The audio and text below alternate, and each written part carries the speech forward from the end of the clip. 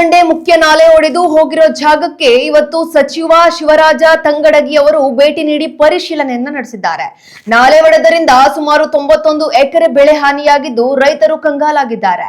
ಈ ಬಗ್ಗೆ ತಲೆಕೆಡಿಸಿಕೊಳ್ಳಬೇಡಿ, ಹಾನಿಯ ಬಗ್ಗೆ ಜಿಲ್ಲಾಧಿಕಾರಿಗಳ ಜೊತೆ ಚರ್ಚಿಸಿ ಸೂಕ್ತ ಕ್ರಮ ಕೈಗೊಳ್ಳುತ್ತೇನೆ ಅಂತ ಸಚಿವರು ಧೈರ್ಯ ತುಂಬಿದ್ದಾರೆ.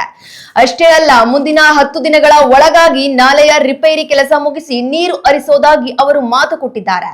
ಇನ್ನು ಕೊಪ್ಪಳ ಜಿಲ್ಲಾ ಉತ್ಸವದ ಬಗ್ಗೆ ಕೇಳಿದ ಪ್ರಶ್ನೆಗೆ ಬಜೆಟ್ ಎಷ್ಟಿದೆ ಅಂತ ನೋಡ್ಕೊಂಡು ಆಮೇಲೆ ನಿರ್ಧಾರ ಮಾಡ್ತೀವಿ ಅಂತ ಸಚಿವರು ಸ್ಪಷ್ಟಪಡಿಸಿದ್ದಾರೆ. ಒಟ್ಟಿನಲ್ಲಿ ನಾಲೆ ಒಡೆದು ಕಷ್ಟದಲ್ಲಿದ್ದ ರೈತರಿಗೆ ಸಚಿವರ ಭರವಸೆ ಸದ್ಯಕ್ಕೆ ಒಂದು ಸಣ್ಣ ಸಮಾಧಾನ ತಂದಿದೆ.